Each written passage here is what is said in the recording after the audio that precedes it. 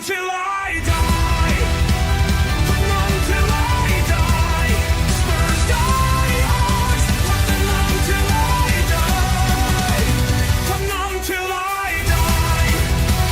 Come on till I die. Spurs Diehards, come on till I die. Come on till I die. Come on till I die. Spurs Diehards, come on till I die.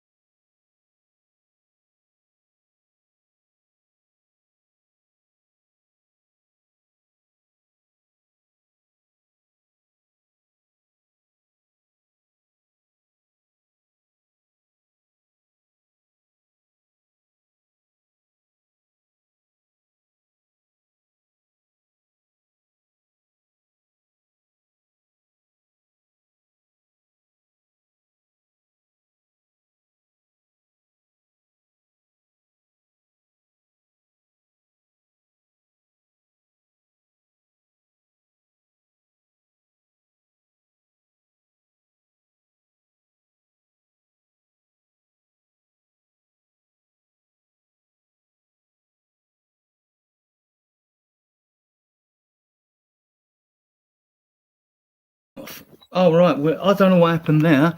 Hello, and welcome to the regular Tuesday edition of Spurs Diehards TTID. That was just our new intro. We're testing out, see if people like it. I think it's okay. But there was that big long break at the end of it, so I'm not sure what's going on. Anyway, tonight I'm delighted to have Ash back on the show. How are you, Ash? Yeah, I'm good, man. Thanks for having me. How are you doing? And we're doing okay. We're going to talk about the upcoming game, obviously. Bit of transfer stuff and all that. I know you've got less than an hour. So, if anyone out there wants to come on, let us know. We'll squeeze you in because there's just the two of us. So we'll get straight into it. Preview Bodo Glimt.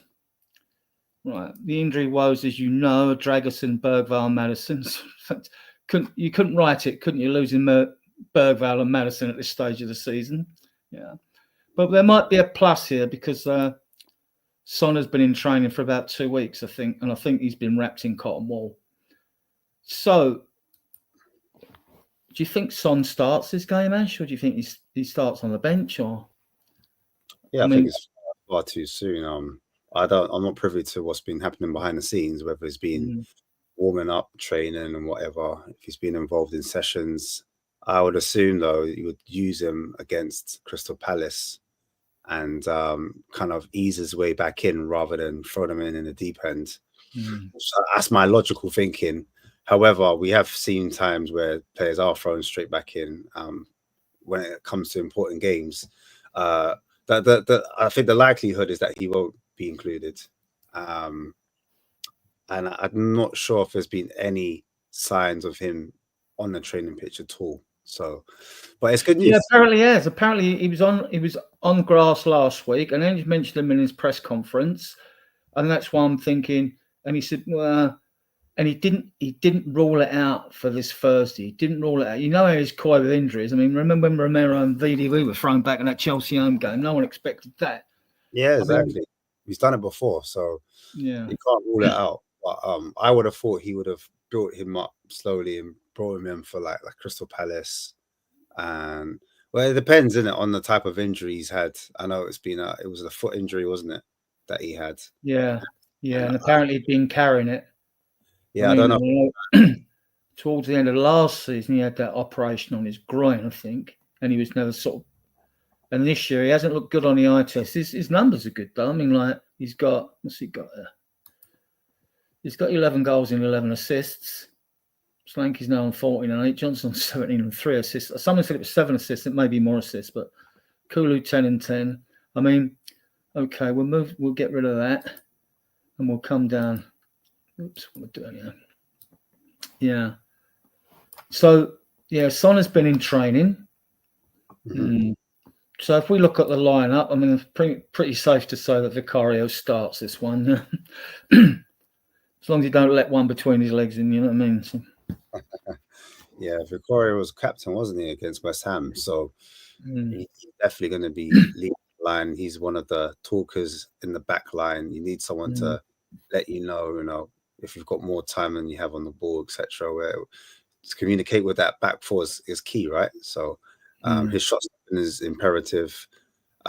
Him playing out from the back sometimes can be a bit of a worry, but when he does go a little bit longer, when he does clip balls or reverse balls into the fullbacks, that seems to work a little bit better than sometimes when he's on his weaker foot and he takes a bit longer to get it out of his feet to find the pass into one of the centre backs. That can cause concerns and create a bit of panic, allowing the other teams to come on to us. But yeah, Vicario for me, he's definitely got to start.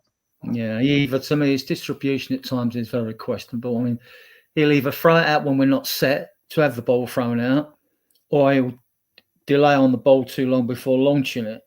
And if that's the case, when it comes to a down, then he should just launch it. Play, Exactly. play, I'll get it out, man. risk assessment, right? Yeah, this is So I think it's safe to say that, well, the fullbacks, as Spence played, I don't think he starts this game Thursday.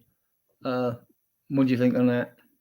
Yeah, I agree. I think Spence started against all the players that basically started at the back against West Ham. I would assume they would rotate that back five or back four, out. So Spence got a run out on left back. They're saving a doggy because he played in the last Europa against Bodo Glimt. And it's going to be pretty much in terms of the lineup, at least at the back, I think it would pretty much stay the same. Looking at the contribution from Porro, for example, For crosses. or from passing from deep, balls over the top, etc. I think that would be a massive factor on how we play and how we find players. And then if you look at the other two in the back line, you've got obviously Mickey van der Ven, who has really been wrapped up in cotton wool this season ever since he's been made his back. This is the one game where people are quite cautious because of the pitch.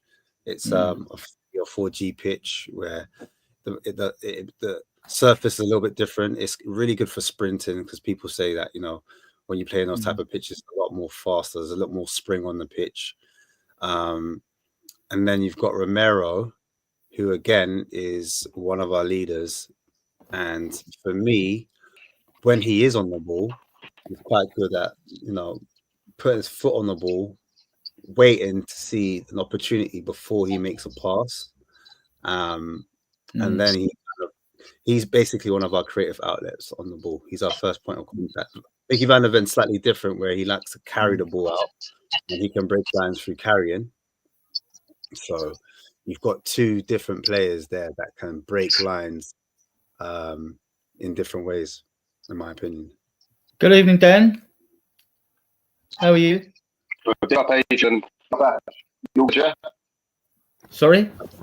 Can you hear You me? were breaking up. Yeah, well, can now. You was breaking up a little bit then. We're just going through the team selection for Bodo, and we're thinking the back five actually picks itself with a Porro and Udogie and VDV and Romero and Vicario, yeah? So, how are you, Dan? Are you fine? You okay? Yeah, all good. Right. You both good? Yeah, we're good. We're good. So, you're breaking up a little bit. So, we haven't got a great selection in midfield. Bergvall, Madison injured, yeah? So, I don't think Andrew's got much options, has he? But to pick the fittest ones that are left, which are really Kulu in the 10 with Basuma and Sarr. Oh no, Bentancur, sorry. Bentancur starts this game, obviously, doesn't he? Yeah. So it's Bentancur and Kulusevski. Who's going to be the third man, Dan? Sarr, Basuma? Is he going to go for experience or a young energetic kid? And I already played Basuma because he played all the other night, obviously, and Sarr hasn't played much recently, so I think he'd go with Basuma probably. Right. Ash, you think you're going to go with Basuma or Sarr? I think, they've done it before. They did it last week. I think it was Basuma's best performance in a long while in the Spurs shirt. I think in that double pivot where you got Bentancur on the right-hand side and Basuma on the left-hand side, when one goes, the other one sits, and vice versa, and kind of gives that balance to that midfield and allows players like Kulusevski to kind of roam free. I think that's what Kulu does best when he's at his best. He's able to just float, pick up the ball, go wherever he wants. He likes to drift off to the right a lot of the times, and that's where the space is.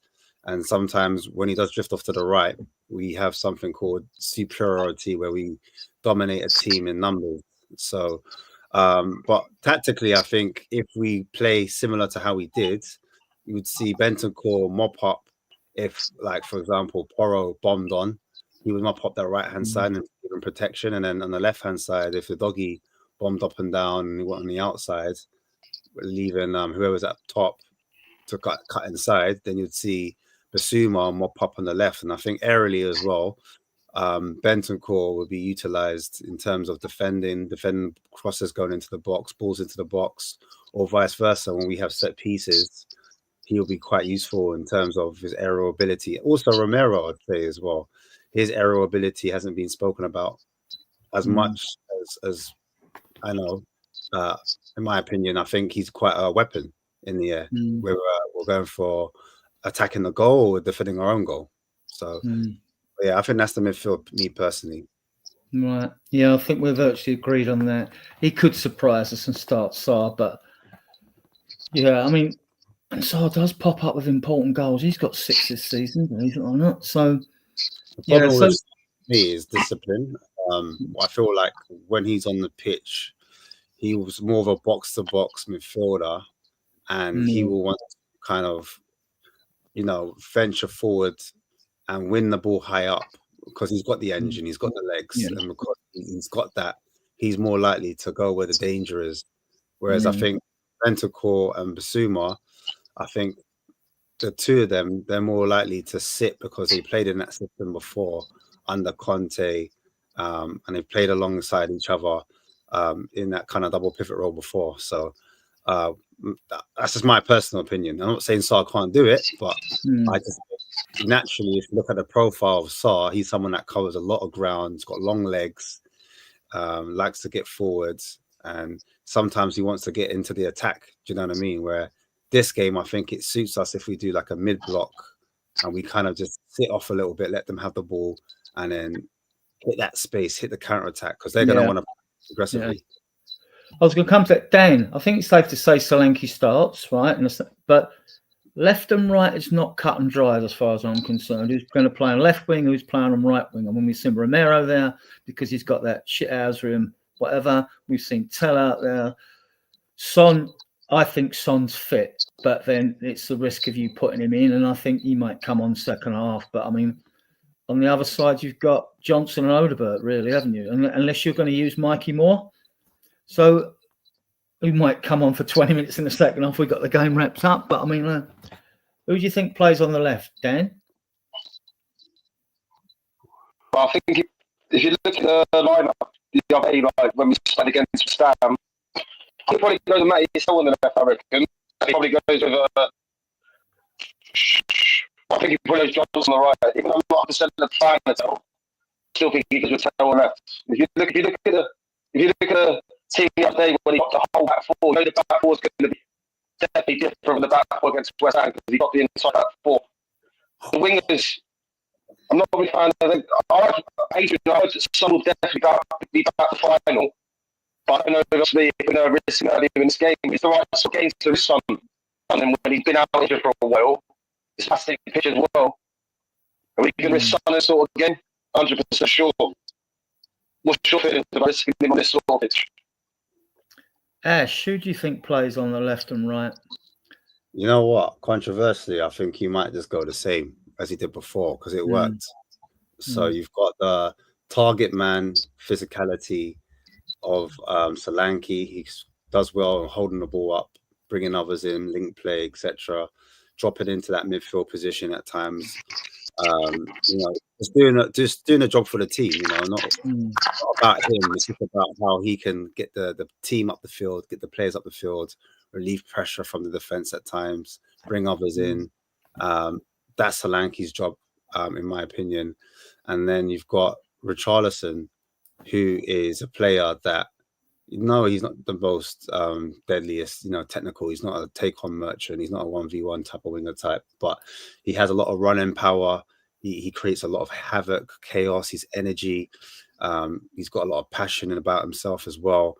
And then when he did come on, he's actually whipping balls into the box. He's not bad at crossing on that left-hand side. And then accompanied with that aerial presence, again, that I spoke about earlier, he's definitely got that in abundance. He's really physical in the air, and he's a lot to handle for a team like Bodo Glimt. They are quite tall, but he's strong with it, so he could bully them in the air if the ball comes down to him, and it's like a secondary striker at times. But on that right hand side again, it could be Johnson again, and with Johnson, he's going to be able to run in behind, get on the end of things, that back post finish as we saw last time. And that's why I think he might go for it again. I, however, wouldn't play that formation if it was me. I would go for something slightly different. But bear with me because my laptop's going to die and I can't find my charger. So carry on. Right. Yeah, I think I see the point of playing Richie and Solanke there. As you say, you've got Johnson coming in on that back post, but then you've got Porro putting crosses into Richarlison and Solanke, and Solanke can drift both sides on that, So, and that you can see how important Porro is to this game as well. Like you say, I mean, may well start Richie again. I mean, Richie, you might only get another half out of him. He's looked a bit rusty with his touch, Richie, although he did give the looping header for the goal, didn't he? And for Johnson to score.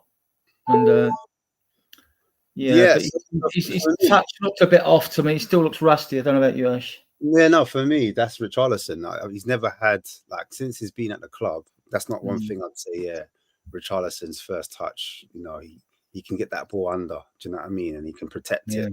That's not really his game. His game's really creating chaos, getting on the end of things, physical in the air, and just being a chaos merchant. I just think, me personally, when Solanke came off and Maddison came off, the game changed, in my opinion, and we kind of lost that control. Maddison, for example, when we're trying to build out, he can help with the first phase of play. When we're trying to build out from the back, he can get the ball under, he can look after it, he can drop a shoulder, go one way, and then use his passing to open up the teams and then help us to get up the field with his dribbling, his passing, and his nous. I just think with Solanke, as I said before, he's that target man where you can fizz it into him and it will stick. It won't go anywhere. Now, when you've got him and Richarlison on, the problem was last week when Solanke came off and Richarlison came off, we had no one as a focal point. There was no focal point anymore. And so all kept coming back. Bodo Glimt got confidence, and before you know it, they managed to get a goal back. Do you know what I mean? I know it was their first shot, but before I felt we had a little bit more control because the ball, we were able to go along, was able to stick. Now, if for whatever reason Solanke tires because he is coming back from a knock, you take Solanke off and then you put Richarlison on, and then you'd still have a physical player, a target man to hit. So you're not throwing all of your cards out at once. You're not showing all of your cards, if that makes sense. You've got something to utilize and bring. Dan, Ash alluded to how we'll set up probably mid-block or whatever against these. We talked a little bit about tactics here. We only really started defending at Frankfurt when we got the one goal, right? Then we sat on it. But now we've got a 2-goal lead. And I know you get some doom mongers out there. Oh, they'll still do this. It's a plastic pitch like Tamworth, what happened at Tamworth and things like that. But I think fans need to be a bit more positive because we can look. If we draw a win, we're through anyway. But we can always lose by 2-1, 3-2, and we still go through. It's down. I mean, only we can shoot ourselves in the foot. I mean, we know Spurs are capable of it. So, do you think we're going to sit low block or mid block, Dan? I agree with Ash. I think we'll sit mid block. I think it makes sense when they're a lead, not be too open, because it sort of involves into how they ever play.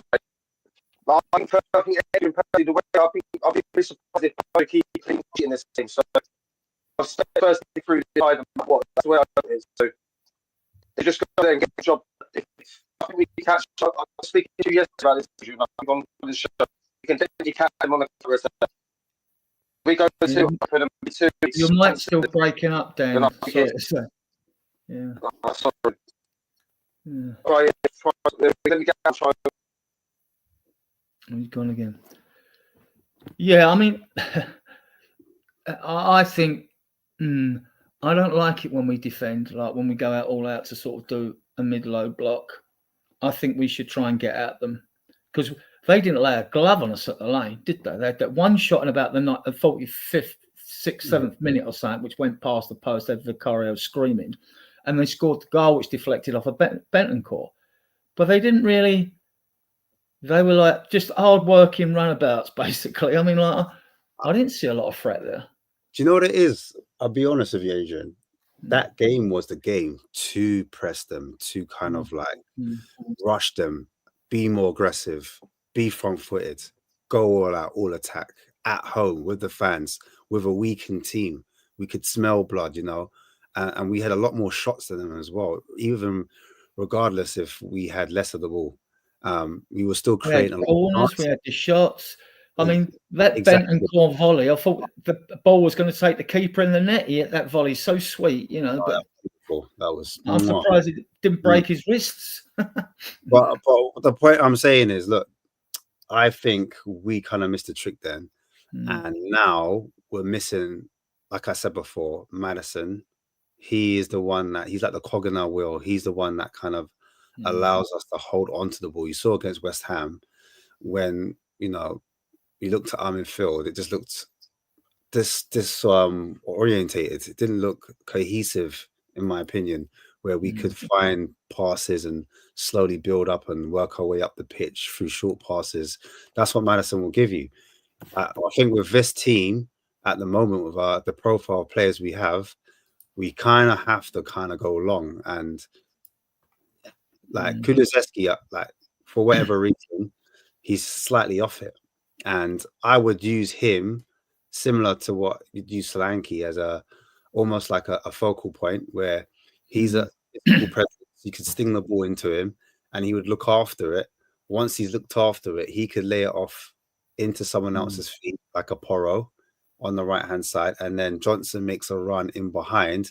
And if you're doing a mid to low block and they're pressing, that means they've got all their players in our half of the pitch, which means there's space in behind to hit. Yeah. So that's the reason why I understand like you don't like it. It sounds negative because we're defending a 2-goal lead when really they're going to be more vulnerable. That's the reason why, personally, I think they're trying to taunt us, saying how we're like an average Swedish team, an average Norwegian team in terms of our press. Our press is pathetic, blah, blah, blah. Because they want us to press. They want us to bite and say, okay, we're going to play the high line. We're going to press them. And as soon as any team presses Bodo, we've seen it many a time.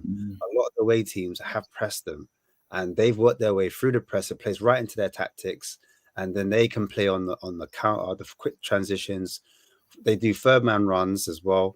Little 1-2s, as we call it, back in the day, little 1-2s, little wall passes into the space.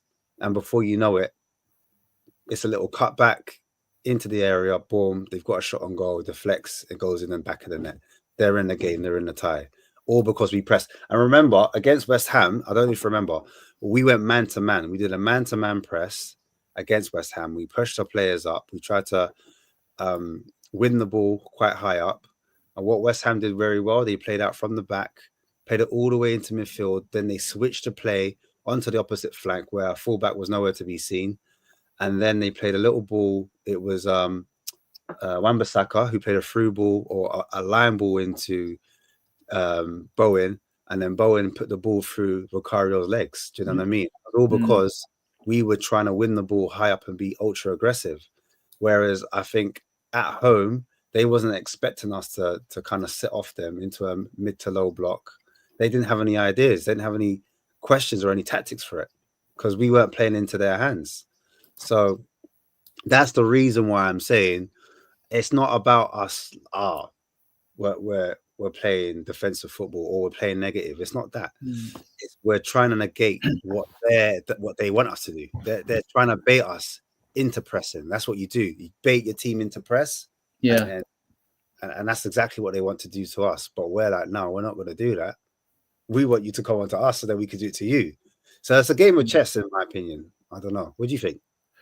Yeah. If we go long, then Richie has to start on the left, as far as I'm concerned, because he'll help. I don't mind Tell starting. I think he's looked better each time I looked him. It's not worth the money he's rumoured to be valued at by Bayern. He's not worth that amount of money. And he's another one who's not oven ready and we're waiting for. You can see there's a talent there. You could play Tell there. And as it's an away game with a 2-0, do you really want to bring Sonny on unless you really need him to get you a goal? So, yeah, if we're playing long, you can play it with Tell as well, because he'll put a shift in away from home, as will Richie. So, and Decky will as well. But like you say, we need to see a bit more from Decky. Yeah, either way, like all I was saying was tactically, if you lose for whatever reason, Solanke has to come off and Richie's already done 60, 70 minutes, we'd have to move him into the 9. Because if both of them come off, like for example, if Solanke comes off and then Richarlison's all burnt out, he's tired, he's slightly fatigued, we don't have the option of throwing him on. Do you understand? Then Tell has to be in a 9. Or Son has to be in a 9 if he's fit, or if he's not fit, or if he's on the bench. We don't really have that natural number 9 other than Richarlison. So I'm saying if you play both of them, that means you take one off because one of them will come off eventually, and then one of them will have to be, unless you're saying Solanke just lasts the whole 90 minutes, which you could. I just can't see both Solanke and Richarlison staying on for the whole 90 minutes. I'd rather use Richarlison off the bench, fresh legs, new problem, high energy. Do you know what I'm saying? And then you either have Tell or Son to run in behind and attack the space as a wide forward, as an inside forward, and then you use Johnson how you use Johnson. Either way, it gives them a different option. Yeah. He's got options. I know it's a shame that Bergvall's out. He was doing so well. Yeah. And Maddison, even in an away game, I mean, you need him for the creativity, but we're already 2 goals up. So you don't know what he would have done if Maddison was fit anyway. I mean, I've put the link in the chat, guys, if anyone wants to come. I've also put it in one of the apps. I was going to put it in the other one, but I should finish saying what he had to say. Okay. Yeah. I was going to say, look, I think with Tell, when he's played a lot of his games, he's had to play against some mid to low blocks. So it'll be interesting to see how Tell will perform when there's space in behind. Because I know in Germany is a type of league where it's a lot of counter pressing, a lot of counter attacking. There's a lot of quick transitions. There's a lot of space in behind, and that's where I've seen them thrive before. So I'm just wondering if I would like to see him against a team where a team that's come on to us, that they're playing front footed, they're trying to press us, and then he's able to get 1v1, or he's able to run into the space, get near the goal, and then get his shot off. I've been disappointed, if I'm being totally honest, with Tell's output. Like when he's in front of goal, sometimes I feel like he rushes it too much, and there's some shots that are a little bit wild. He hits it over the bar. I'm like, you need to compose yourself a little bit more, son, and just first touch under, and then use your instep. Like not always laces, not always like trying to go for power, because he's got a lot of power in his shot, but he just needs to compose himself, harness that power, and then pick his moment to kind of shoot. Like the chance he had against West Ham was tame, to be fair. He didn't put enough through it. Like he went for the inside of the kind of placement finish, and it went too near to the goalkeeper. So I want to see him a little bit more, get those type of chances and be lethal, because at this level you don't get a lot of chances, and when you do get a chance, you have to take it. And we need killers, bro. Like you said, you like, I want my forward players. I remember you saying it to me, Ash. I want my forward players to be able to score goals. Do you know what I mean? At the same time, I would take Tell if he was 30 million. Yeah. If it was even negotiated the deal Yeah, down. he's got something about him, isn't he? And he's not like, and there's a difference between Mikey Moore and 70. And Tell's also got the physicality of surviving the Premier League. He's shown it. He's got that aggression, a bit of bite to him. It is composure again you're looking at.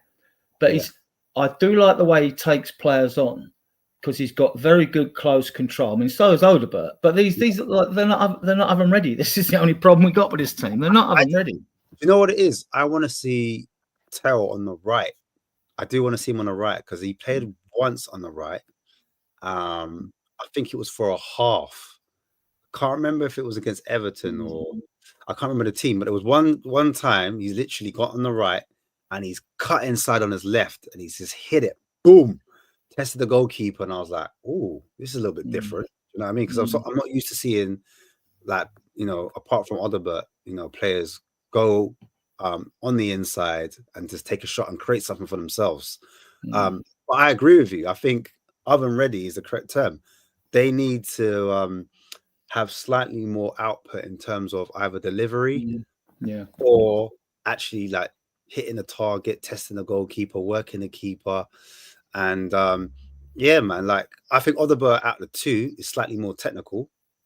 So close control, taking his man on, he's a little bit more unpredictable than Odebert. He's a bit more like, I call it flow state, when you don't think about it, it comes to you naturally. He just picks the ball up, starts running that players. We'll talk a bit about transfers, but first I'm going to go for a 2-1 away win. Just give us one for fun. It doesn't matter. You can do it in the chat as well. What do you think? What do you think we're going to? Yeah, I was thinking 2-1 as well. I 2-2, I'd be slightly like, if we went 2-0 down, I'll be like, but then if we won 2-2, I wouldn't care, because I'm like, we're through. Do you know what I mean? 2-0 down, it's level scores, isn't it? So yeah, exactly. Yeah. So I'm going for 2-2. I was going to go for 2-2 just to be different from what you're saying, because I thought 2-1 originally. So I'm going to be different. Well, that will unnerve a few fans if it's 2-2. Mind you, then if they scored a third, we'd still go through, because we'd only be losing by the odd goal. Yeah, exactly. So it's, I mean, we are really in. All right, we all get excited. It's a very important game. We want to get to a final, so get all the tension will build, and we'll get to hear a bit more from Ange tomorrow, probably about Son, and he probably won't answer the question. He'll be coy, because he is usually with that. Which I don't mind. I don't mind that. Yeah, I don't mind it either. I mean, you don't play all your cards, do you? Give the opposition like any sort of advantage you can get. Right, let's the game, which we'll all be watching, no doubt. There are some transfers and bits and pieces we can go through. This story seems to be getting noisier and noisier in the media. Do you think he's gone? Yeah. Yeah, I do as well. Simple as that. It's been for a while now. It's been linked the only query I have with it is I know for a fact that when they bought their last players, the European market's still deflated. They're still recovering from COVID and loss of revenues and all that, because they're all indebted before, and they didn't want the hit with all the debts they got. And we all remember Atletico Madrid paying all that money for the striker that was loaned to Chelsea and went back. I forget his name now. If someone remembers in the chat, you'll know who it is. Felix. João Felix. Yeah. João Felix. So, and if you're talking 70 mil for Romero, I would take 60. But I mean, if you're talking 70 for Moreira, which is probably about the right price, I'm not sure Atletico Madrid have got it, unless they want to give us Conor Gallagher or something like that, you know. The funny thing is, they were heavily linked to Manchester United's top target, weren't they? They took Julian Alvarez off Man City, didn't they? They did, but they're recently linked to what's his face, man, from Sporting Lisbon, their striker, Gyökeres or Gyökeres. There, and obviously with Sporting Lisbon, they want like something ridiculous between 70 and 100 million. So if they're looking at him, then clearly they do have money. You know, they're trying to play, they're trying to call a bluff. So I think the deal will get done, but I think this one drugs out throughout the whole summer. If I'm being Well, I totally read a report today that said that it's like you'd think like the agents have spoken, the clubs haven't. That Romero's agreed terms anyway, has accepted the offer, whatever it is, which we haven't heard it from his mouth. But at the same time, I read a report and Levy said Levy's not doing nothing until our fate in the Europa League's been decided. So we won't be any more on this till after 21st. And it's right as well. So it should be. Our focus should be on this. Everything, the whole club's focus should be on this final, this competition, the game Thursday, and then the game in Bilbao. For those, any of you watching, we've got 140 of you watching us now, which is brilliant, right?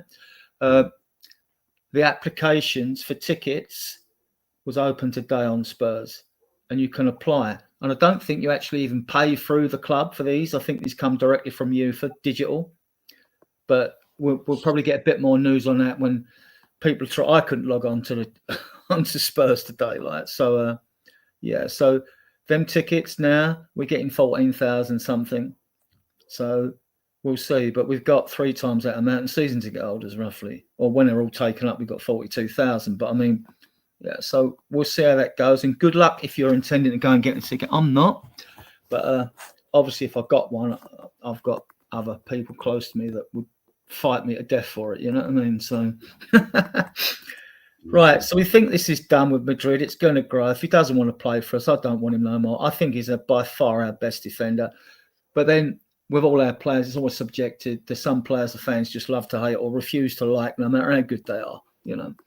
Romero, I think, well, look, he comes with flaws. I'll be honest with you. He's a great footballer. That's what I would say, first of all. Great defender, he's a good footballer. And what I mean is he's a centre-back that can play with his feet. He's really good at passing. So, you know, those old school Toby balls over the top. Yeah. He's got blocker, and not just that, he can pass through the lines, he can carry the ball if he wants to, and as I said before, aerially he's immaculate, you know, in the air. He's winning headers for you, especially when it comes to like set pieces for us attacking the opponent's goal. He's one of the best. I say defending where things can go a bit AWOL for defending. Like, he is a good defender. He's the type of defender that goes out to seek you know, the ball. He doesn't want to wait for the ball to come to him. He's going out and he's trying to defend, and he defends really high. So he's looking to be a pit bull, be a dog, win that ball high up before, you know, a mistake happens, or, you know, before the opposition gets towards us. But what I'm saying is he has these moments where he does have lapses of concentration. He can switch off, and also his timing of challenges are good.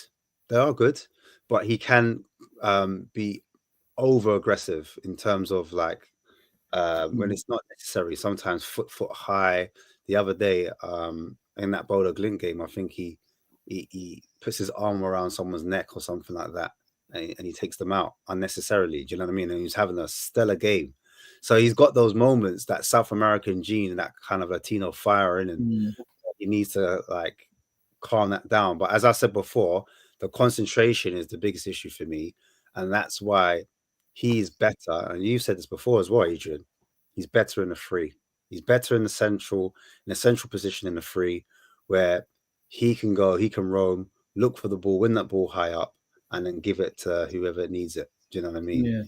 Yeah. He played in the free in Italy, didn't he? So before we got him, and he would step into midfield. And I've always said, but I got pelters at the time. I said, listen, we didn't have VDV or the amount of centre backs we've got now. So if he goes, we've got plenty of cover. If we don't replace him and use the money for him, 60, 70 million on a number 9, I could live with that, right? I could live with that, getting a quality striker in, whether it was Garoka or not, you know? So, or Vlahovic. Yeah, so, yeah. No, I think he's a quality footballer. But, you know, let's move on to... Oh, go on.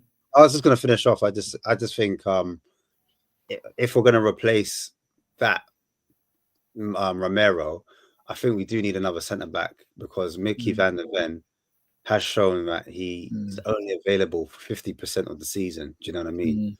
And so I don't know if it's the tactics that do affect his hamstrings, that he has to run so much.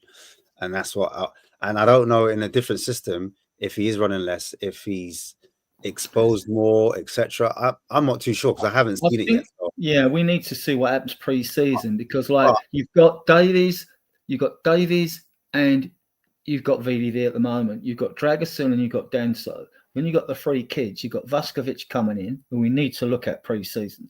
And you've got Dorrington and Phillips. So that's 7 if Romero grows. So if you want to urgently if you think your striker priority is the one to get in first, you don't have to rush and get the centre back first in the transfer window, do you? You can take your time if you're going to bring one in. I think that with Romero's, like I was talking about, his passing ability, that needs to be replaced because I'm not saying Danso's terrible. I'm not saying Drakushin's not it, but he's not it really. But I just don't think he's the same level as Romero. And I would want to replace that if, for example, we weren't able to get a Cardoso, because with like the whole point of having a centre back that can pass between the lines, they're the first point of attack, in my opinion. So if we don't have a player, because if you look at Spurs, we've got a lot of players that profile, they like to carry the ball or they like to dribble, meaning they like to take their man on. Yeah. But we don't have many players in the team that like to pass through the lines. And that's why I'm like Romero, in my opinion, he plays that ball from deep, but he can play it along the floor also. Do you know what I mean? If you take out, for example, you said move Madison. If you take out Madison and you take out Romero, then we don't have any players that can pass and break teams down. We don't have any deep lying playmakers. So you're relying on each player beating their man or carrying the ball into space. What happens when we're facing a low block? What then? You understand? Mikey Moore could do it, and I think he could even play as a 10. I watched every game he played last year. From what I've seen, Mikey Moore likes to dribble. He likes to carry the ball, and he's a good, like, from what I've seen of the clips, shooting wise, he can do it. He can cross. Yeah. But when I'm talking about passing the ball through the lines, passing the ball through the eye of a needle, or literally reverse, like someone that has passing range. That's one of the things he doesn't, because he likes to carry the ball. You know, exactly. Akagaza style, and if he sees a bit of space, he will charge into it. He doesn't give a lazy pass. What really frustrates me is when you've got a centre back, there's a player 10 yards in front of him. Instead of that centre back or wing back using the space, they pass the ball. If you start moving forward with the ball, once you draw the opponents onto you anyway, and they get nervous. You know, and I see a lot of lazy football. So my point is, we need players that have slightly different profiles because we've got too many players that like to carry the ball. Do you know what I'm saying? I don't mind my centre backs carrying the ball. Danso carries the ball. Dragusin, I've seen him do it in the Euros. Van der Ven definitely carries the ball. He does it. Remember when he did it against Man United? He did it to break the lines. He went past 2-3 players. And then all of a sudden, we're in an attacking position. But sometimes it's good to have a person that can put his foot on the ball, slow it down, look around, and then find that pass. Because when he slows it down, he's baiting the press. So he's saying, look, come to me, come press me. Do you know what I mean? You saw Brighton do it with De Zerbi, do you know? When they get their players, they put their foot on the ball and then they pass. And then they look for third man runs, if that makes sense. So for me, tactically, we need to replace that of Romero. Not the bozo bit, not the aggressive bit where he gets himself a yellow or red card. We need to replace the passing side of Romero. And I wouldn't mind that from a left-sided centre-back, because I know you're saying Ben Davies can play there. Danso could technically play there. Gray has played there before.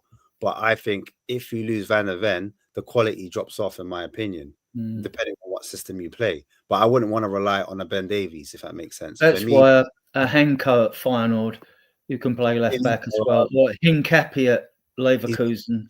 Henko's been linked to Chelsea, from what I've been reading. Yeah. I think they're going to go in for him after they get that World Cup money. I think they're going to use some of that. Points deduction, Yeah. we got all that funny. That'll give us shows to do in the close season. Because the tribunal, they haven't released Man City's fate yet. You know, so all season you'll be messaging Ash. The City, you're going to get the points deducted. I'm still waiting. Waiting. Well, the tribunals, they've sold it all, so we'll see. They weren't actually going to release it during the season and cause absolute chaos with fixtures and things like that. You know, because it affects games and points and things like that. If you've got a points deduction, or if you were going to be a relegated, would you try? Anyway, we'll move on. We're going to save all that, right? So these two, Gil goes, doesn't he? Elogi Vez, well, we ain't seen nothing of him, have we, Ash? I mean, he's got. You won't get nothing for him. You might as well loan him, in my opinion. Yeah, I think he still needs another loan, to be fair, to raise the funds. And he might come good. He's a lump. Yeah. Remember that goal he scored against Brighton away when we were 4-0 down with 4-2? Rafinha, hey, 3-2. Barca, sorry. Is it? I didn't expect it. It's a great game, by the way. So it's a comeback from 2-0 down. Yeah. Everyone was talking about Barcelona. Inter Milan, how good they were, how organized they were, how structured they were. Barcelona, they just have the difference makers. They have the difference makers. And Rafinha, he's just scored a goal. This Brian Gill's not coming back. He's not got the stature for the physicality for the Premier League. He's got quick feet, drags the ball backwards and all that. I mean, you do a good job in Spain. Velez has got the physicality. I see him play one game around the 21s. He was rubbish. I see him play another game. He looked awesome, like, physically and all that. Yeah, Brian Hill is just, you're right, man. Spain is a technical league, isn't it? Whereas I think with the Premier League, it's more pace and power, P&P, I call it. If you don't have that, then it's a long We day. sort of covered this guy earlier, Tell, buy or loan. I'd rather loan him again and see what we get loan to buy again. Even if it's an obligation to buy, at least it puts the fee off till later, because we've got other priorities. We need a number 9 and we need a left back, don't we? We need a 6. Right. So I'm worried about replacing Son. That's what I'm worried about. Yeah. If I'm being totally honest, because if, like I said before, it's the whole killers situation. I think the season's gone the way it's gone because Son hasn't really been up to the level where we know he can be. Do you know what I mean? And I also think he's been utilized out wide when he's more of a player that thrives in the with space and behind. You know what I'm saying? Off the striker, finishing 1v1, and he's been stuck outside like he's 21 or 22 again. He's not that young kid anymore that runs up and down that line. He's different. He's evolved. He's matured into something slightly different. And so it's a shame that we continue to play him in that position and not get the best out of him. I want to talk about this guy. I know you do. When we saw him, he had a couple of cameos for us, about 15 minutes on the right, actually. And we could see that he could dribble at that. And then his best performance, because I'm thinking like wingers, will they ever raise their head and look up? But and then against Burnley away when we won 5-2, he 2 assists for Son's hat-trick. I thought, whoa, he's a good player. And there was rumours he kept Mudryk out of the Shakhtar Donetsk sides at one time as well.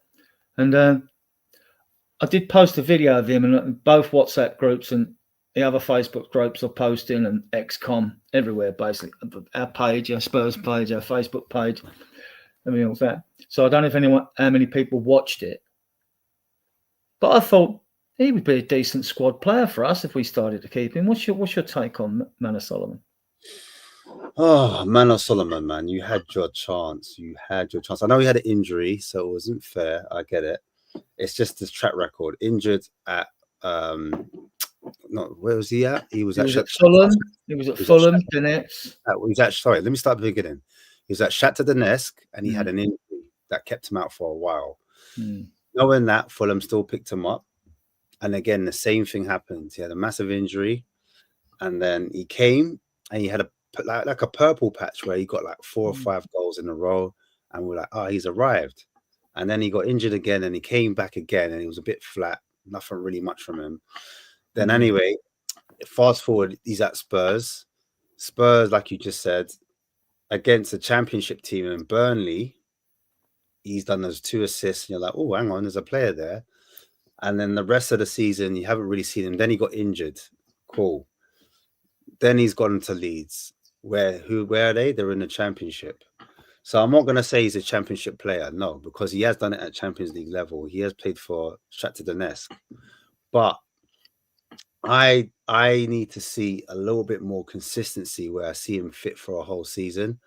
And I know Levy's looking at it as pure profit because he didn't pay a penny. Well, I say they didn't pay for him, but do you know what I mean? I know how Levy's brain works. This is an opportunity. I don't know if he's had any knocks at Leeds, but he's got 39 appearances. I don't know if they're 90-minute appearances or whatever. I don't know, but I know he's come on sub and maybe a couple of those games like. But surely he's worth a look at pre-season before you sell. I mean, other clubs are in for him now. French clubs in for him. Is it Marseille? Oh, your Mo. Sorry. I just, you know what it is. Yeah, in the ideal world, but I just know how Levy's brain works. He's just thinking. He would be pure profit for PSR. And they're going to get Premiership money. Exactly. They're getting their Premiership money because they're up now, aren't they? So yeah. So you're looking at for him. If you're buying a winger today, even if you're buying a kid, 20-25 mil for him. They'll be talking 15 mil. But with these stats, you're getting 25 mil from him, I reckon. Everton wanted him. Leeds want him, and Marseille want him. So they're I mean, look, I would like to see him again, like you said, in the pre-season to see if he offered anything. Because he's that type of short plays, low center of gravity. Can, the ball's really close to him when he dribbles. But again, it's the output for me in a Spurs shirt. That's the one thing. It's good that you did it in Leeds in the Championship. It's good that you stayed fit. But it's like we've seen it with Somerville. Somerville was amazing at Leeds. Went to West Ham. Yeah. Hasn't pulled up any trees, and he's a similar profile to him. Do you know what I mean? So that's my only worry about him. I do like the attributes he has. I really do. I could really do with a player like that. But we've got lots of small, diminutive wingers. Do you know what I mean? I want a physical, strong forward. Do you know what I'm saying? Someone that's like Tell. He's got the height, but I'm not saying Tell's not physical, but in terms of like imposing forward, someone that can bully players, bully defenders, bully the fullback. Do you know what I mean? Get in and get his shot off and get it on target. So everyone's talking about Mbeumo.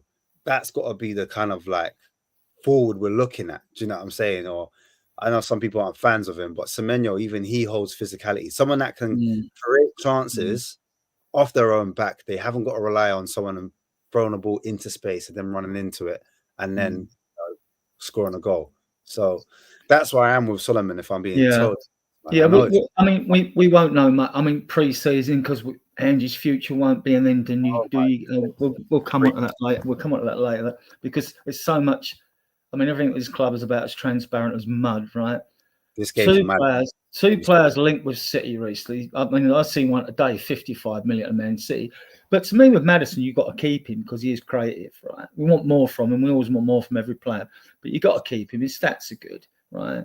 And he wanted to come to London.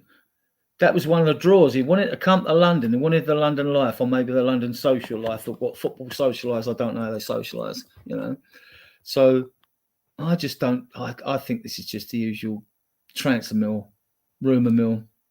I think his wife is Mrs. She wanted to come to London. She wanted to do the shopping.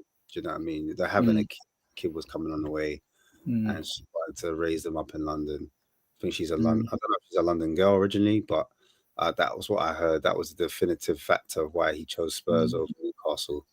Not going. I think it's a no. No offense to Newcastle, but obviously London versus Newcastle, you're always going to choose London, especially if you got the WAG, especially if you've got the WAG there, isn't it? Not the WAG, but you know what I mean. Man City obviously looking to replace De Bruyne, and maybe they're profiling a player that has Premiership experience that can, like I said before, pass in between the lines. Someone that, because they might utilize Maddison how he's meant to be utilized, like higher up the pitch, where he's not asked to come and, progress the ball from the back or be a deep line playmaker. He's actually utilized like he would use Foden higher up. Yeah, I was just going to mention Foden then because I think he can do your 10 role as well. As well as play wide either side. So, and last season he was fantastic. This season, Man City haven't been as good as they've been in the past. They're not bad, but Foden, what a player when he's on form, Yeah, but he's fallen off this season. I think that's what it is. And they have been heavily linked to Wirtz, and I think where Bayern Munich have rumoured to put in a massive bid in for him, I think Man City are now looking at alternatives if the German player wants to stay in Germany. Do you know what I mean? And so maybe that's the reason why they're looking for, because they're linked to Morgan Gibbs White also, 40 million. A lot of City fans don't get it. They don't understand it because he's like he's more of an 8 rather than a 10, if that makes sense. Yeah. So he's more box to box, hard working, type of interior, someone that works in those type of pockets. But Madison's more of a old school traditional, it gets his head up. You'll find, Haaland, so maybe that's the reason why the links have been there. They are Man City, by the way. So well, the other players being linked with them, which I think is BS as well, is Porro. One, he loves the club. Two, he was at Man City. When he was asked the one game, Manchester, interesting, he said, what, they're going to buy me on FIFA or something? He said like that, you know what I mean? So I don't think there's anything to this as well. And this is why we're getting all this speculation, because the season's coming to an end, isn't it? So, yeah. I just think it's we're 16th, bro. I'll be honest with you. We're 16th. And also you have to realize if we don't win this Europa Cup, teams will be looking at us and players will want to move on because they think they are a European standard. They came to Spurs to play at an elite level, to play in these European competitions. And they don't want to waste their career, not waste their career, but they don't want to spend their time out of their career where they're not playing at the highest level because they've got their own ambitions. I know as Spurs fans, we're like, no, of course, he should be at Spurs. Like, why would he want to leave Spurs and go to a club, and play in the Champions League? Because that's their ambition. That's their ammo. Like, every player wants to play at the highest level. So I'm not going to rule out and say, like, some of these players aren't thinking that, when I'm listening to interviews from Madison, I'm listening to interviews for Romero, I'm listening to interviews of Kulusevski, they're all coming out and they're talking about the board. Maybe not so much Madison, but definitely Kulusevski criticized the board and he's wondering about their ambition, if they match their ambition. Do you know what I mean? Yeah. And so that's my only concern. If we don't get this over the line, we don't get the Champions League football, do some of the players think, oh, we're 16th, I'm better than this? I used to play. Well, it's also how many do you think would get in? I mean, like, I'm just going to come on to, I don't think Porro's going anywhere. He loves the club. And sometimes I think he's a liability and other times I think he's fantastic. Superb technique, right? Bentancur's being offered a new contract. I like the player. I mean, very good away at Brentford recently and all that. And his form has been up and down. But coming back from an ACL, he's done better than some players I've seen of ACL that have never come back. You know what I mean? So, lucky for us, the technology right now is really high. And I think that's the reason why you're seeing loads of players nowadays of recent. They are coming back from these MCLs, these ACLs, so not MCL, ACLs, and they're not looking too bad. I think that's, for me, that could be the reason why we haven't seen the best of them, because it was only a year ago, when he had the injury. And so I wasn't expecting too much. He's actually exceeded what he's actually done from what I had expected. So and he was good away at Frankfurt as well. But him and Bergvall work well as a pivot, but double pivot. Yeah, they do. I actually like the midfield dynamic at the moment with Madison, Bergvall, and Bentancur. I think it's. I think we'll get Cardoso because we could buy him for 21 mil, which we've got the agreed for, and sell him for 30 the next day. So that's a Levy deal, So the thing is, it's up to the player. So if the player doesn't want to move, he can look at it and say, like, he doesn't have to accept the personal terms. Like, they could accept to sell him, but it's up to him if he wants to move. And he might not. He might look at Spurs again. If we're not in Europe, they're 16th. Why would I want to leave Real Betis for Europa? And if they do sell him, if we don't get him and they do sell him for 30 or 40 mil, we've got a chunk of the sell-on fee anyway. So if he didn't come to us, we're going to gain, because he's obviously going to go for more than 21 mil. So we win for us. It's a question whether fans like the player or not. I mean, I would prefer to have the player than the sell-on fee. I think he's the type of player we need desperately. We need someone that, because the thing is, we've got Bentancur. Basuma could be on his way out, or there's a lot of rumors that he's going to be on his way out. This team's looking at him. So. But you need, I think, Bentancur, he's the type of midfielder. Everyone says he's an 8, he's not a 6. He's the type of midfielder that works in the double pivot. The reason why it works is because he's the aggressor. Like I talked about, one player sits off and one player that kind of goes for it. Bentancur's the one that goes for it. He's the one that defends high up. A bit like João Gomez. João Gomez, he's the one that defends high up. He goes looking for the ball. He wants to win that ball high up. Whereas his midfield partner, he sits off Andre. Andre's the one that sits a bit deeper, and he's more the defensive screener. He screens the back four. Do you understand? Yeah. And so Cardoso, I see a player like that where he's got good mobility, passing range is decent as well. He can switch the ball out. He's really good at switching the play, so he can open up the pitch if we're on one side of the pitch, and then all of a sudden he can fire diag to the other, winger. So if you've got a player that sits deep, he's good positionally, he's tenacious, then that could help elevate a player like Bentancur, allow Bentancur to join the attack. And he's got a long pass on him, and Ipswich away when he put the ball through to Sonny for one of his 2 assists. I mean, Gray did it as well, and Gray's got to be given time in midfield because it's the toughest area of the football pitch, in my opinion, and he's got to be bedded into a midfield position. And I think Gray can do it in midfield, but he's gonna have to get used to it.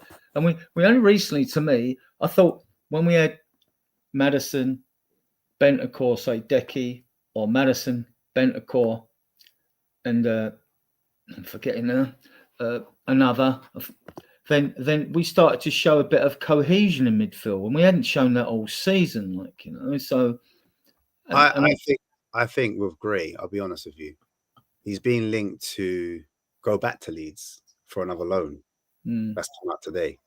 And so I could see a world of him going back to Leeds on loan, linking up with his brother, and maybe playing in his position where he likes to play in. Because I think at Spurs at the moment, it depends on who comes in. If for example, Paratici, as we know, he's been rumored to have agreed terms. Then we've got Vinay as well. He's going to be the CEO, so he's the accountant. He's going to be help structure the amortizations of transfers. So those two will be working in tandem. They'll be looking at the coach. They'll be looking at a clear route. Apparently, Mason's been looking to the West Brom job, so he might go in there for the summer. So there could be a lot of moving parts. And if Paratici's back, what does that mean for Langer? Does that mean he moves on? And then if Langer moves on, does that mean that Scott Munn moves on? And then ultimately, is Ange going to move on? And then does that mean we've got a new coach? And if we've got a new coach, does he have different ideas for the likes of Archie Gray and say, actually, you know what? I want him to go on loan for a season, get the minutes somewhere else, and play in that 6th position, develop in the league. And so if he is at Leeds, he's going to be in the Premier League, be able to play in that position. He's familiar with the setup. Obviously, his father and his grandfather, they've both, they've got heritage there. So he'll be walking back to somewhere he's very comfortable in. So I obviously thought it was unfair that he got thrown in the deep end against Liverpool. I would have preferred him to be thrown in maybe against someone like Everton or a club where, a team where, he's got more time to kind of bed himself in. Liverpool, they were chasing a league title. They were being aggressive. So to throw him in there and then to hook him off at half time couldn't have done him any good, in my opinion. So, I just think he needs, if we are going to trust him, we need to trust him fully and do what we did with Bergwall. Bergwall, when he first came, he had like a few games where he was up and down. That was his form. He was a bit ropey. I remember Galatasaray was hit and miss. Do you know what I mean? There's other few games where he's given the ball away, but we continue to play him in that position no matter what. If we are to keep Gray, we're saying, like, you know what? We're going to trust him. We're not buying any other midfielders. We're just going to utilize Bentancur and Gray. But who's to say Bentancur takes a new contract up, because he has been linked to Atletico? Yeah, they're offering him one, and I think he'll sign because he's at that age where this could be his last contract at the club. Although Atletico Madrid were rumoured to be in for him as well. That's what I'm saying. I don't think they've got the money. But all our young players have been signed up on long contracts. If you're at the twilight of your career and Atletico comes in for you, who are playing in Champions League and they're trying to push for the title, and you've got one of your teammates that are looking to go as well, a bit like Kane and Dyer, is that type of situation? I'm just saying. I'm not saying it's going to happen, but I'm just not ruling it out, if that makes sense. So, yeah, it does. On these players, you see, if we get rid of Richarlison, which we will probably, and Basuma, he's only down to 1 year in his contract as well. And you release Whiteman and Forster, right? That's some of the goalkeepers. We've got a lot of good goalkeepers at this club. That's 4 players. I mean, when I look at the summer transfer window, the only way I see us bringing in 4 players, I'm going to talk about buyers, is if one of them's probably a loan. If we bring in more, there'll be loans, because I can't see us going out and paying 450 mils for players at 200 mil. I mean, I know you only got to put 10 or 15 mil down, or whatever the selling club wants as a down payment initially. We'll have the money, because if we're selling Richarlison, Basuma, there aren't any number 9s out there. You get a price from you. What if you went to Saudi? Everton want another number 9 because Calvin Lewin won't sign his contract. He's out of it.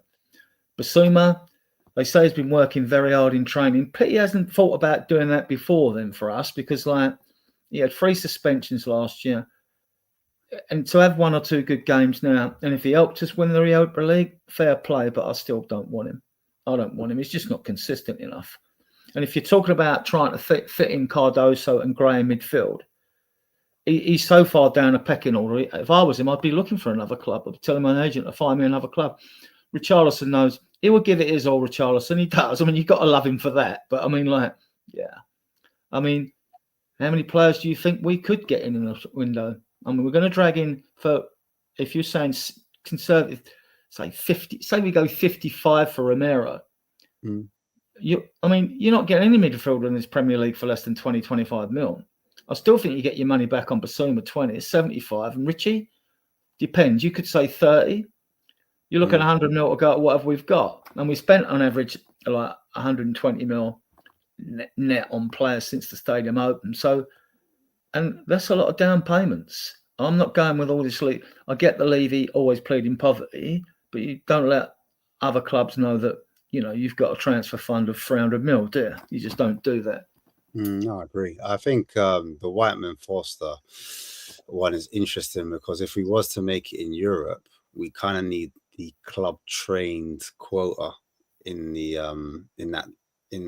Europe. So I don't know if we were to get rid of Whiteman and Forster, how much club trained players we'd have, and if we'd have to bring in someone like a Carl Walker-Peters to kind of get that quota back up, if that makes sense. So that'll be an interesting one. Bringing them in is one thing, right? But if Ange kept the squad at 23 because of that homegrown issue of academy players being at the club for 3 years and the B list for 2 years, and as many under 21s as you've got, I mean, what's the point of bringing in 2 players if they're like homegrown if you're never going to use them? I mean, this is another thing. I just think it's the same thing as this season. The point is that if not, you're in breach, aren't you? If you don't include them into the squad, Inter Milan have done it. Oh my days! Yeah, if 4-3, man, extra time. Yeah, if you like, you have to have a certain amount, so that's why they include them. It's not really to play them; it's just to keep in line with the rules. So I think that's what it is. That's it's as simple as that. Obviously, he got rid of Skip at the time, and I think what's his name, Dame Scarlett. They'll probably put Dame Scarlett in because he's club trained, and so they'll keep him around. He'll get a chance, and then but yeah, in terms of other players, you'd have to keep some of those goalkeepers again. You know what I'm saying? You'd have to keep them in. Oh, we've got a lot of goalkeepers. You've got Gunter, I thought was superb last year in the under-21. Josh Keeley's kept 14 clean sheets for Leyton Orient. We might end up selling one of them. Sam Archer's a bit young with the under-18s. But then you've got, like you say, you've got Kingsky and you've got Vicario and you've got Austin. Austin didn't do too badly pre-season. I thought Austin was fine. Like, yeah, so I mean, centre back and goalkeeper, I'm not worried. If we didn't replace Romero, as much as I'd like a left-footed centre back or one that can play left back as well, but I'm greedy. I want that centre back if we have to. If they don't decide, I mean, Vuskovic might go on pre-season. They might say, right, you're playing, right? I think Vuskovic, from what I've heard from the coaches of Vuskovic, people that coach him, they're saying that he's not quite ready yet. They reckon he needs a loan once he comes out here for the Premiership level. In terms of like the pace of it, he said the pace of Vuskovic is a top player. He's a top footballer. There's no doubt about it. The ceiling's high, everything there. You know, you've seen how many goals he scored this season, etc. Deadly in the air. But in terms of like navigating the speed and the physicality of the league, where they're saying he needs a loan. They need to give him a loan out before he starts for Spurs. He will be at Spurs. He will be a top player for Spurs. But at this point, I don't know if they will loan him out. Well, it would have to be tender on pre-season. I think when the transfer window closes, you can still loan players out. But we'll see. That's what I heard, isn't it? So it could be false, but that's literally what I heard. So it'll be interesting to see if we don't get another centre back. Then you're right. Then Vuskovic is going to be the main guy. But he's right. He's right-footed, right? And but he can play on the left. I haven't written off Dragerson yet because he's shown some good things and some bad things, and it's 22 or whatever it is, he's still young. So, right, this guy, the only reason I got him because it was a link to him was because he's at Genoa and Gill's at Genoa and they haven't paid the money for Gill. So, I was looking at this Morton Friendly, the Danish guy. But he's a right-footed centre midfielder, Cam. I mean, I still think we're getting Cardoso if he wants to come, but we have other options. There's so many midfield options out there, Yeah, there's loads. I mean, we might end up with Angel Gomez as well. There's a player I think that's better than Gomez that's currently at Lille, and he's an Icelandic he's Icelandic international. He's 22 years old. He plays in attacking midfield. He can play on the left wing as well. Can play in centre midfield as well. So he plays in multiple positions. And I think we should be looking at him. Like the kid's amazing, great footwork. Can play with both feet, but predominantly right-footed. I'm going to do a video on him. We looked at Heisen, didn't we? And the guy that scored for Sweden at 20-odd yarder in the Euros, I think that was Heisen. I'm not sure. And centre back. Yeah. It's going to be hard because a lot of big clubs are in for him. I remember Real Madrid were rumored to look at him as well, but he said he wanted to stay in the Premier League. So that's why lots of Premier League teams are looking at him at the moment. I think Newcastle are probably trying to look at him because now they're favourites to get Champions League. So there's going to be a lot of players. If we don't get that Champions League spot, then we will lose a lot of players out to teams like whoever gets that top 4 or 5 spot. Well, I'd be disappointed if Decky went. I mean, the likes of Richarlison, Romero, and Basuma, we'll actually get some money for players for a change. Not a fortune, but it's enough for us to have a decent transfer window. We're not going to have a great one. We never have a great transfer window. So, so I'm not going with this. I mean, it could happen, but we're going to see what happens with Cardoso before we move on to other midfielders. We're not going to get more value for money than Johnny Cardoso out there, are we? So, I think he's in, and Gomez is on a free, so you just got to bung him loads of millions of pounds as a signing-on fee, and then give him top wages. And I think he wants to come back to the Prem. And he's a good player, bit small, but our dealers were small, So. Yeah, you know what? It's crazy. Like, I actually liked Gomez when he was playing for England.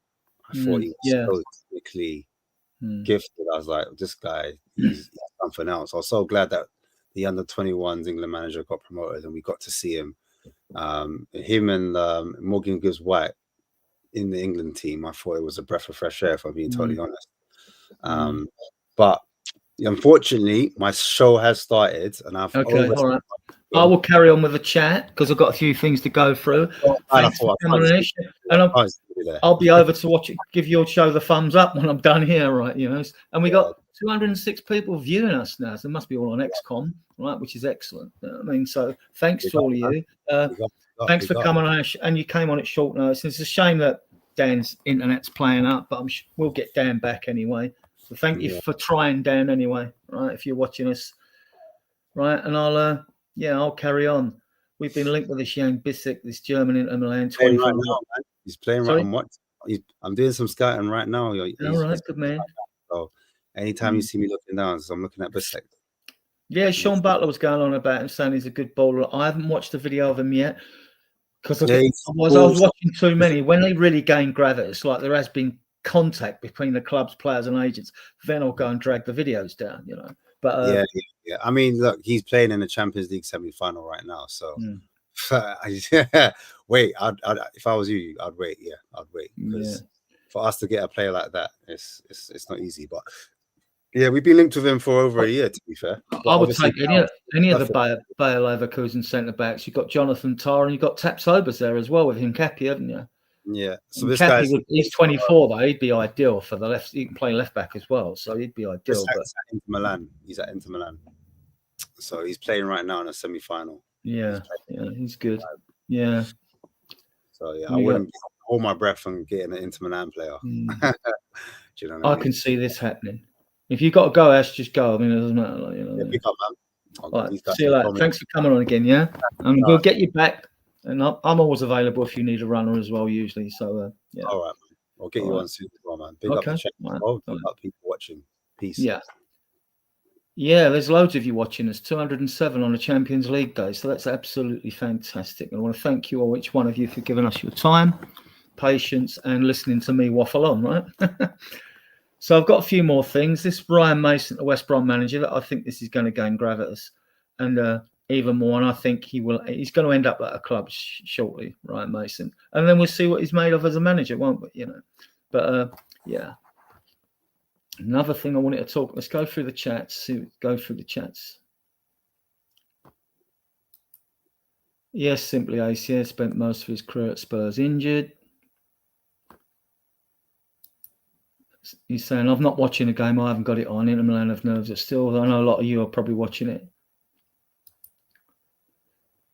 Austin and Lubick Vic. Yeah, Brandon Austin. Yeah, he's a decent goalkeeper. I mean, he was England under 21 goalkeeper when he was 21, but he's about 26 now when he signed that new 5-year deal. So he's not awful. Get a pragmatic coach and Dragons will start. Bring back Højbjerg too.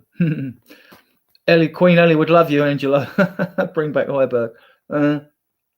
Yeah. Look, Dragerson in a system.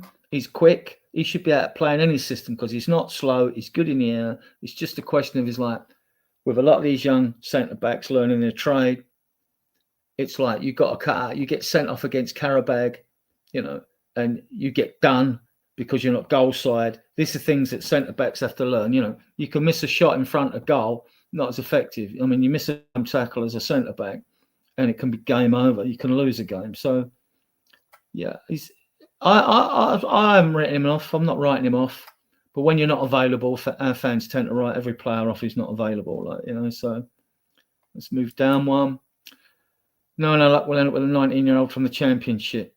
Well, we should still try to improve in all aspects of the club at different age levels. But if we went out and paid like 13, 15, 20 mil for a young player, and that meant we didn't have money to go for someone oven ready for the first team, then I wouldn't be happy about it. The 40 million. Signed Diblin. See, and Southampton at the time wanted rumoured to want 100 million for him, and they're relegated, so they may have to sell anyway. But if he's considered to be oven ready, it's a different thing. But I'm not so sure. And then we've got another player coming in that we've got to develop.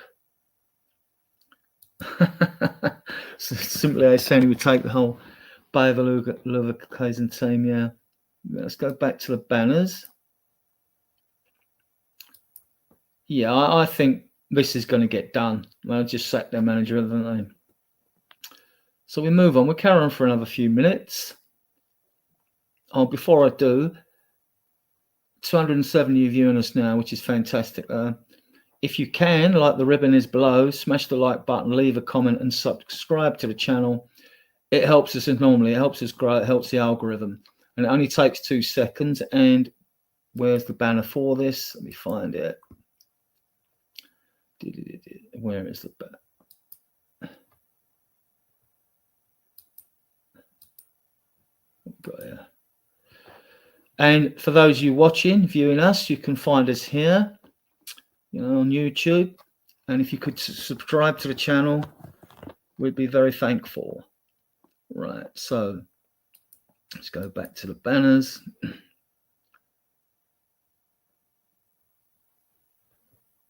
Right, yeah, this is right. Oh yeah, I mean, a lot of excitement among the fan base about Paratici coming back. It's not an undone deal though. Nothing has been signed.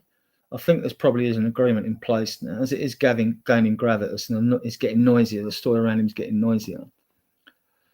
And on that, though, if he does come back, you've got him and Vinay Venkatesham coming in.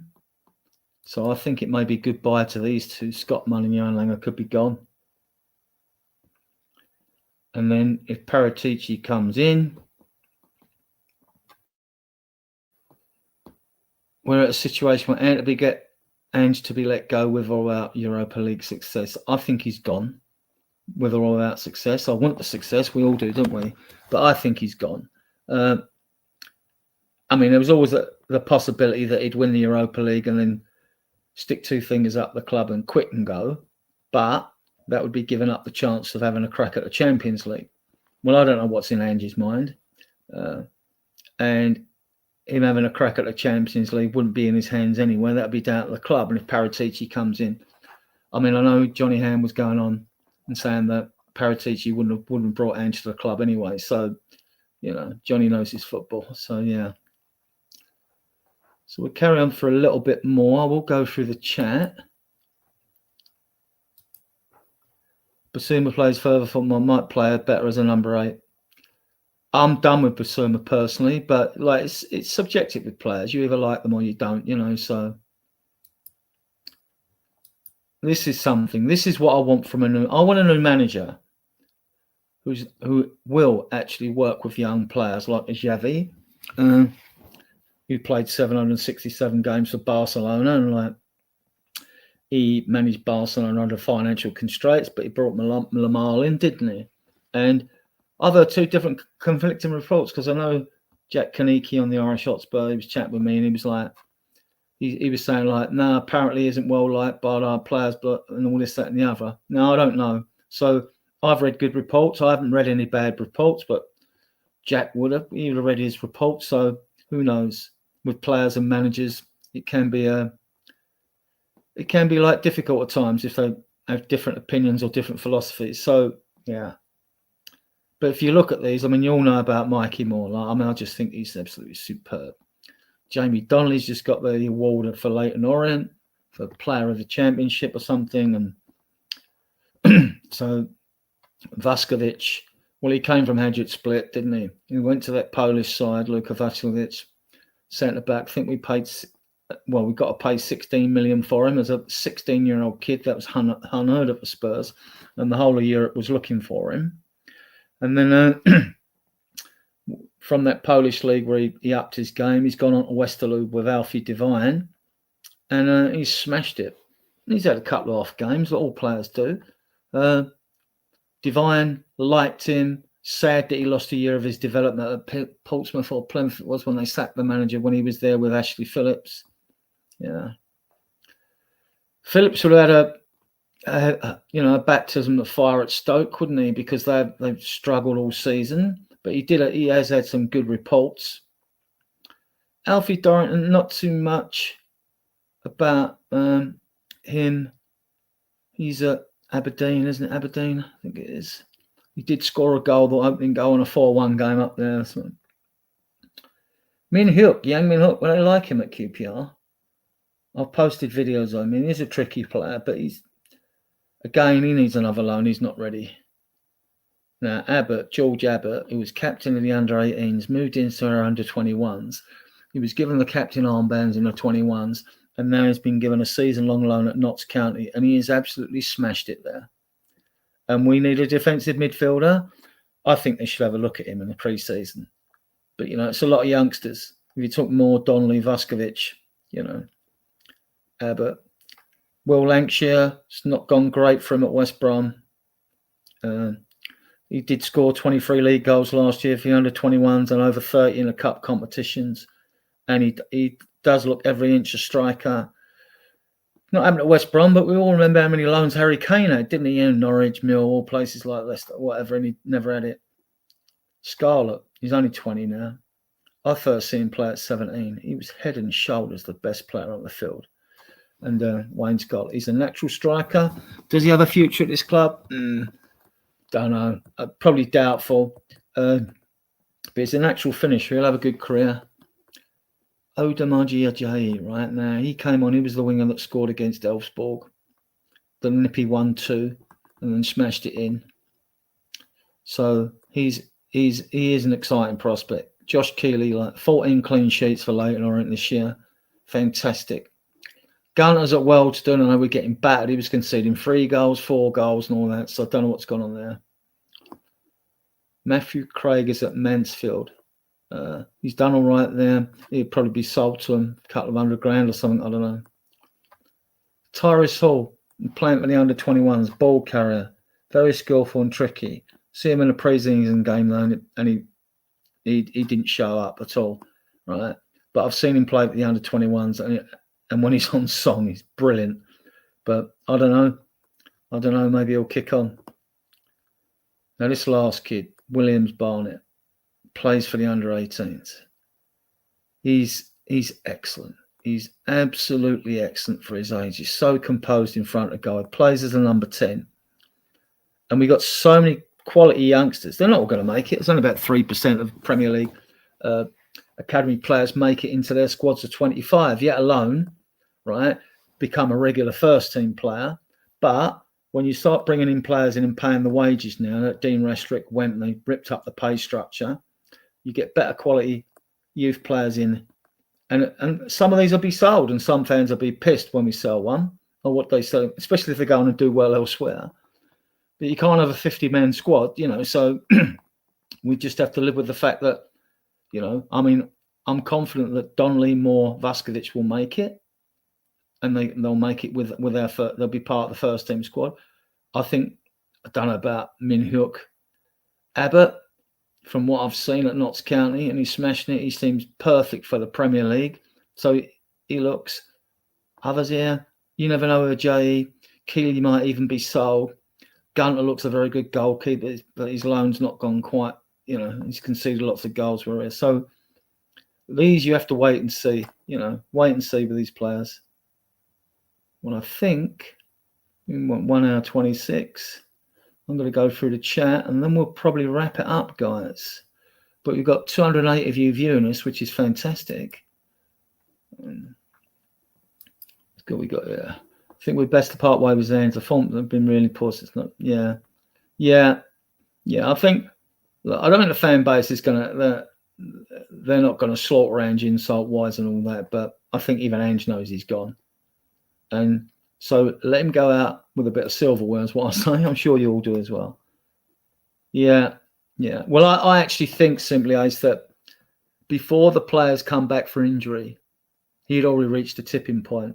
It was just a bridge too far then. And then players coming back in injury, you expect they're going to hit the ground running. Well, even back in the day in the old First Division, it used to take 5 or 6 games for players to rediscover their form. And in the Premier League now, I think it's tougher because the game's so much faster and you need the speed of thought. That's when you need your sharpness, your speed of thought. So you make the right decision on the field and you play the correct pass and you don't overhit or underhit a pass. And we've seen that all too often this season.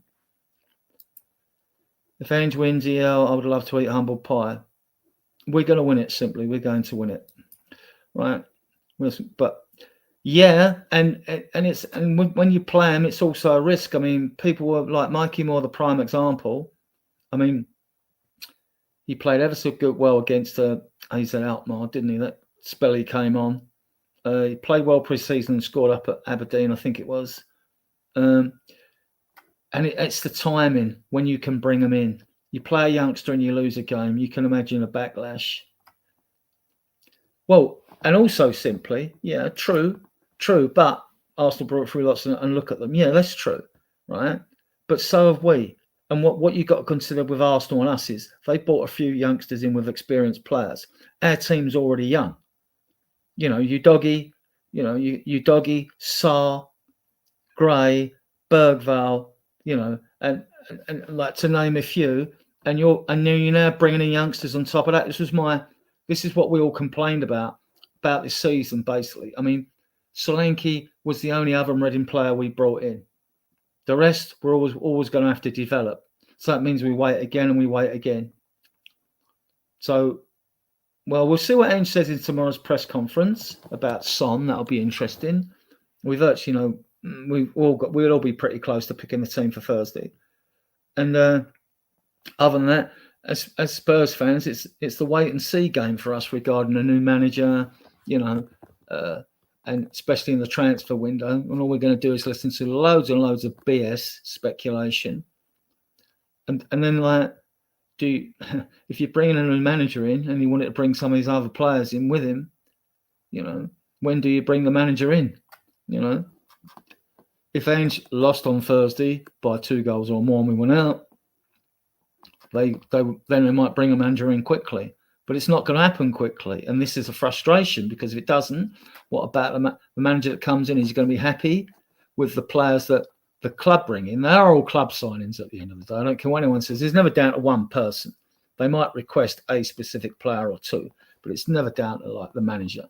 They're all club signings. Right, guys, it's been fantastic. It's been really good, actually. And I want to thank the 210 of you that are viewing us now. Yeah, and that is about it. And we will be back Friday at 10 o'clock because Drew hosts Friday's shows. We do an hour later, specifically to hope we can go on to some American Canadians and Australians down and others in the Southern Hemisphere. Another hour, a more friendlier time, we hope, for them. And Sunday EMF does his regular Sunday show at 9 o'clock, the same as his Tuesday show at 9 o'clock. We have got a Facebook group. I don't blame anyone who doesn't use Facebook. I post loads of stuff in it. So Spurs Diehards have got a Facebook group. It's got about 14,500 members in it. It's about 3,000 of them are active, 3,500 are active in the group, which is good. Pity I can't get them to come across here. XCOM, we've got 3,200 on the old Twitter, and that's pretty active. We've got a Facebook page which we've recently started because the videos will go out there as well by having the page, but that's under 300 at the moment, but it hasn't been going that long. And like other than that, I'm in WhatsApp groups, and I post in my own WhatsApp group and another WhatsApp and Sean Butler's WhatsApp group. I post loads of stuff in there. What I post everywhere because I like to give people facts. We pride ourselves in being a mature and sensible Spurs group, and we like to bring you facts. And if the facts are questions, I'll post the links to the facts, and then people can go and source their own information for themselves. Right, with that, guys, I hope you like the outro music. If I get to it now. Right. And I want to thank you all. I want to thank all in the chat for the comments, all of you viewing us everywhere. Like I say, please just take the time. It doesn't take long. The link was up there. Let me get it up again. Where is it? Where are we? That's us. You can find us here, guys, on YouTube. If you can go and give us a subscribe, it is really helpful. Really help the channel and the algorithm and that. There's 3 more comments. Nice show, Adrian. Thank you, Simply Ace. Take care, mate. You take care as well. Let's hope. Well, if people like the content, simply they'll come to us. I mean, we have people on the map with their pins, and we don't care. Right, so as long as they're sensible, that's the only prerequisite. As long as they're sensible. Right. So we come out of here, and I hope you like the outro, guys, because I made this the other day. You can let me know. You can comment on the outro, guys. I mean, I'll end the stream now. Thank you all again. Until